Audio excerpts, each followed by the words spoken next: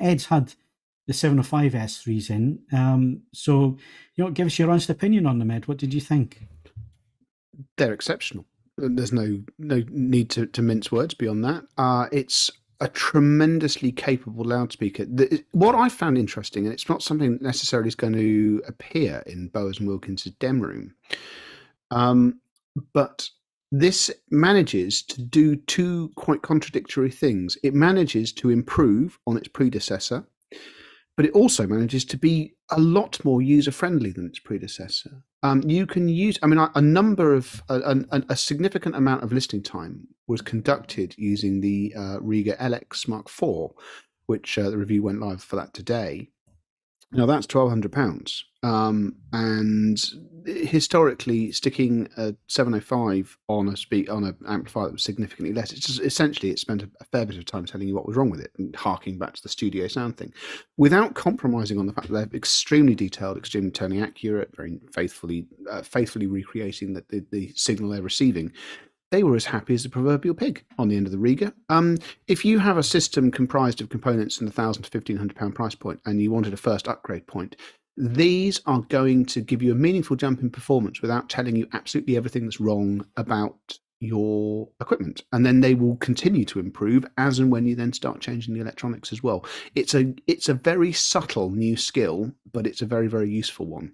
I think they look better. The new tweeter housing is a massive improvement over the stub that the previous generation had, which looked weird, and I have to be honest, it felt weird as well. It always felt like part of its restraint was missing.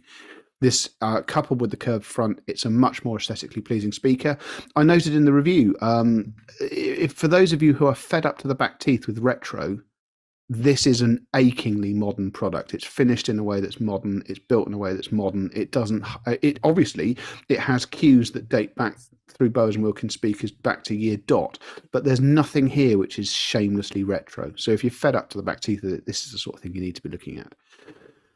The only thing I'll say is, as well as the 705 S2, I reviewed the 705 Signature, and it's very hard to make comparisons on something which has long since disappeared. I just didn't find that there was quite as much joy when listening to high tempo, high energy music that I experienced and wrote about and left in my notes when I was listening to the Signature. It's for this reason that the S3 has a 9 out of 10 score, which, let's face it, under normal circumstances is pretty damn good. We have to acknowledge the fact that I awarded the Neat Petite Classic, the product of the year 2022. That has a perfect score. That has a 10 out of 10. If it was my £2,000, I'd still have the Neat, but I'd 100% understand why you might choose the better finished, more aesthetically pleasing, and in some regards, perhaps more absolutely accurate Bowers & Wilkins. My take on this has been that as I'm not mastering albums, I'm listening to them for my enjoyment. I would go for the slightly greater joy that the Neat has. But the Bowers is a phenomenal loudspeaker. I'm quite jealous of Doug getting his hands on the 702. I have a sneaking suspicion that that's going to be a phenomenal loudspeaker, because that has been deliberately engineered to bring quite a lot of 800 floor standard technology down into it. So that could stand to be an exceptional product. And it's something that, space, time, and other limitations allowing, I would very much like to have a look at for the site as well.